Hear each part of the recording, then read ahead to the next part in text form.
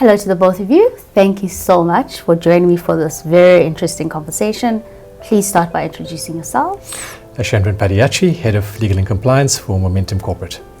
And I'm Mashani Mtoba, Disability Claims Head for Momentum Corporate.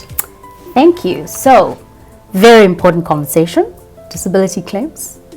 As employee benefits providers ourselves at Momentum Corporate, we've seen as an industry that there's a challenge around understanding what it takes to have your claim approved. In a lot of cases, members of different funds are feeling a bit done for because their claims get denied. They don't understand why. Where do you think the gap exists between sort of the policies and what members think they're actually covered for? In most instances, the gap starts with the fact that the relationship between an insurer and an employee is held by the employer. And they are the policy owners, they're the policy holders. So members never get to see what sits on a policy document until the day that they actually claim. And even then, sometimes they never get to see what is really on that policy document because they're not the policy owner. Sometimes there's even a broker, which is another, middle person that handles this process. So that is one of the things that really challenges members. And I think maybe the other thing that may be challenging is that as insurers, we usually use a lot of jargon when we interact with members or even with employers. We use legal, medical, technical jargon, financial jargon that members really do not understand. And we never take the time to really explain things in a way that an employee can really get the gist of what is it that they're covered for. So by the time the person gets disabled, they've never seen what benefits they have, what they're covered for, or what to do once they've submitted a claim. Yeah, and I think Mashadi's touched on it, but the whole notion of information asymmetry, in the sense that if you think about the relationship between an insurer and a client, the insurer is in a superior position relative to the information that we hold and we understand our understanding of the policy effectively. And I think clients struggle with that, members probably more so. And also a very good point that Mashadi's made is the issue of jargon. Now, I've got to be very careful here and try and explain this, but I think it's a necessity, so not necessarily jargon, but if you think of the environment that we work in, it's a very technical environment. We're in the business of risk and understanding risk, right? And with that comes a level of technicality in terms of ensuring that we have very precise terms, very precise terminology, which sometimes goes above the heads of members. So I think that these are some of the factors that effectively almost kind of propagate the level of information asymmetry or the gaps that you asked about. Yeah. So Mashadi, for you, what happens behind the scenes? Somebody feels ill or they think they're disabled. What is the process? What happens? So maybe I'll tackle a misconception first, where a lot of members believe that if I am unwell or I've had an accident, I will put through a claim and it must just be admitted. It must just be paid without no fuss and nothing really needs to happen there. But maybe to just explain the process, when a claim is received by your insurer, what goes into the assessment is firstly to look at what policy is in place for this particular individual. Do they actually qualify, or are they eligible to claim? Are they covered? Have they paid premiums? So there's a couple of contractual aspects of this assessment that needs to be followed first. And then secondly, we need to look at what job did you perform when you became ill or when you became disabled, and what are the demands of that job in relation to this condition that you have been diagnosed with. And then we need to look at the medical assessment now. What is this diagnosis? And in turn, what are the presenting symptoms that will then impact on your ability to do your job? So the assessment is very thorough. It needs to follow a systematic process in order for us to know that we've touched on all aspects of assessment and that a just, decision is actually made at the end of the day. Okay. For you, Ash, the biggest complaint is my doctor said I'm sick. Therefore, my claim should be approved. what are the legal requirements that must be followed? Yeah, so that's an excellent observation. I think in many instances, members believe that, look, if my doctor says A, B, and C, it must be so, and as such, I have a potential claim under my policy. But I think the one distinguishing factor one needs to bear in mind is that a doctor looks at a medical condition, all right, and then as insurers we look at functional incapacity, right? Now these are two different things, because you can have a medical condition and still be able to discharge your obligations in terms of your employment, right? But if you are functionally unable to do this, then potentially you have a claim under a particular policy. So medical, you've got to distinguish between medical certainty and contractual certainty. Now in this instance, if you present to your doctor with a particular condition and the doctor says, look, we think you're medically disabled, or whatever the case might be, you've still got to measure that against the terms and conditions of a policy contract. And those terms and conditions are crafted quite precisely to ensure that you are able to capture functional incapacity as opposed to medical condition, so to speak. Interesting. Mashavi, just following from that, so what is the difference between I am ill and my doctor has confirmed it and disability? Very important question, and maybe I will piggyback on what Ash initially mentioned, that your doctor medically will assess you, will then do the relevant investigative tests if necessary, and then they will come to a conclusion around your diagnosis. Now, that still does not speak to what is it that you're now able to do. We need to look at what are the functional limitations of your diagnosis, of your symptoms that you are presenting with, in order for us to determine whether you now qualify as being disabled. And again, it actually needs to be taken back to the inherent duties of your own occupation. So the physical demands of your job, cognitive demands of your job. Do you have any traveling requirements? Are you standing the entire day at work or sitting most of the day, in order for us to determine whether this claim would actually be a valid claim? So maybe if we go into an example of someone who is a rock drill operator underground at a mine, has a very physical demanding job. You need to be able to withstand the conditions of working underground. And if you lose a lower limb or the use of a lower limb, you are mostly unlikely to perform those duties that you have with your employer, and you might actually qualify for a disability benefit. However, if we look at another type of occupation, which is like a call center agent. A call center agent may still lose a lower limb or the use of a lower limb, but be able to sit behind a desk and still service their clients and still be able to discharge the duties of their occupation. So again, diagnosis does not necessarily mean disability.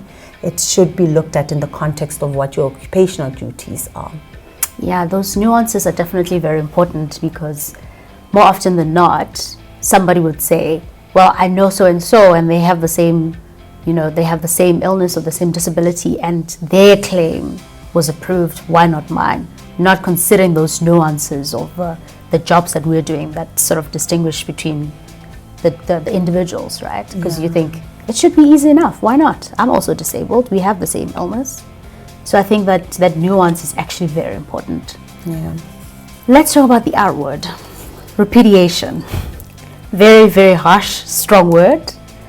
What does it mean in our world in simple terms? And then like the top 2 or 3 reasons why most people's disability claims get denied. I know repudiation can sound like such a strong word, but maybe in simple terms it means that your claim would have been rejected or declined, and therefore then you do not get disability benefits, or they're not paid out to you. And the most common reasons for a claim being denied would be for medical invalidity. So if you hear my claim was declined because it's not medically valid, a lot of people then think, oh my goodness, they're saying I don't have this diagnosis. Correct. But actually what it means is that the condition that you have does not medically incapacitate you from performing the duties of your own occupation. So again, disability is defined clearly in the policy, and it's linked to an occupation and your ability to do a certain occupation. And maybe the second common reason that a claim can be declined would be for pre-existing conditions. So we have instances where members would have a condition that presents prior to them starting with this cover, or starting with this employer and enjoying the cover that comes with being that employee. And within the first 12 months of joining, they then present with a disabling condition. And then now, that's where the decline comes in. It's because your condition precedes your joining date. And if we look at a third most common decline reason, would be for not being on risk. And you will, every now and then you will see, your claim is actually declined because you were not on risk. And this means that when your condition presented, or when your condition disabled you, it's either prior to your cover commencing or after your cover terminated or ended. So this is what it means to not be on risk cover. So those are perhaps the main three reasons that people will see when they receive a rejection letter. Okay. Ash, my claim has been denied. Is it the end of the road for me? What do I do?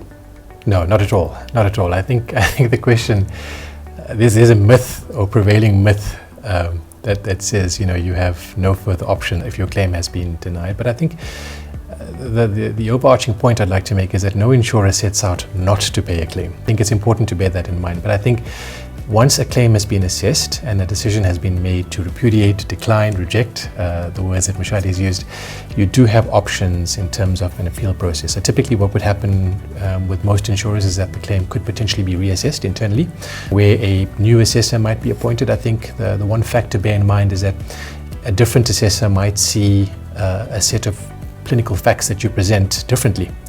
And then those decisions are then reconciled internally. But I think that the point to make is that there's a fairly robust claims process that many insurers maintain. And there's stringent governance oversight over this. I mean, given the importance of the claim itself, the impact on someone's life, the fact that you are dealing with money, so to speak. So it's important to have these controls in place. So I think if all else fails, you do have the option of going to the NFO or the Ombudsman. And the Ombudsman offers a very sort of impartial, transparent process that then effectively reviews the decision of the insurer to ensure that we are kept honest in what we are doing, and effectively that the decision that we've made is the right decision given the circumstances. Yeah, I think also it's very important to emphasize that it's important to be on cover, to have one, because I think a lot of people don't realize that even the statistics are very clear about how more likely you are to be disabled in your lifetime as somebody who's relied on as a provider in your household than before you even reach retirement. We're often clear about the need for retirement benefits, but not as clear about the need to have sort of disability cover, especially as an employed person. Nobody really plans to be disabled. Yeah. You plan for retirement, you have other plans with your family, we will move into a new home, but nobody really thinks about what if the unexpected actually happens? Am I sufficiently covered? What benefits do I have? What am I actually paying for? Will it cover me for certain conditions and maybe not others? So it's really important for members to equip themselves with information. And we all know there is information overload when you're an employee, because there's information about your employment contract, there's the duties that you need to perform. However, employees need to carve out a bit of time to actually go ask your employer, what are these benefits that I have? How are they covering me? When can I claim? What happens when I claim? So it's really important that as an employee, you reach out to your employer. And again, employers do have a role as well in terms of educating their employees, whether it's making sure that information exists on your intranet or wherever you house your internal policies and benefit information, the benefit specialists, and human capital personnel will have this information. Sometimes employers will also run what we call wellness days, and this is such a good opportunity to also share information with your employees around the benefits that they enjoy and what to do when they become disabled. But employers can also reach out to their service providers, reach out to that insurer and say, come and help me explain to my employees about these benefits.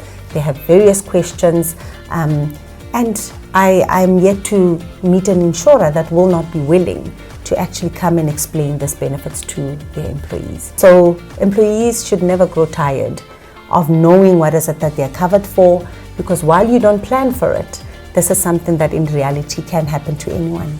Because the worst case scenario is that you try and find out that information while you're going through something very difficult. And that just kind of increases stress levels Exactly. effectively. So it's quite important, to Mashadi's point, it's quite important that you really understand these benefits. I think many people sort of gloss over the employment contracts and don't take the time to read their policy documents, understand their policy documents, ask the relevant questions.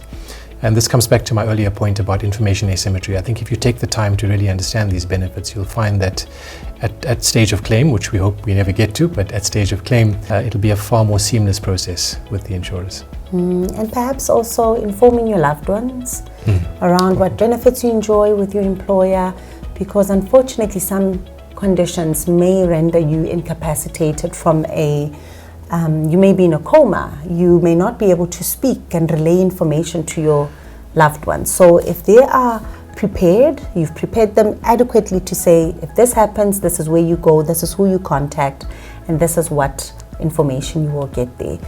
This will actually equip your family in knowing exactly how to assist you in your time of need. That's very important. Any final words to members out there who are covered but are either not clear or they feel done for because their claim has been denied? I would say that none of this is a personal attack on anyone. An assessment is medical, it's policy related, it's occupational related. So one needs to understand that there's an actual stringent process to assess your claim. And every single document that is submitted, whether it's your job description or your letter of employment or the medical information that we receive, we will look at it in thorough detail in order for us to get to a just decision. So members just need to equip themselves in knowing what is it that I have covered, what cover I have with my employer, what is it that it covers, and also what to do when should I become disabled, because this is what you will need at the time. And when you're under a lot of stress, you may even forget some of this information. So it's really important that people just equip themselves with this information, understand what is it that they're covered for, equip those around them to know how to assist them in their time of need.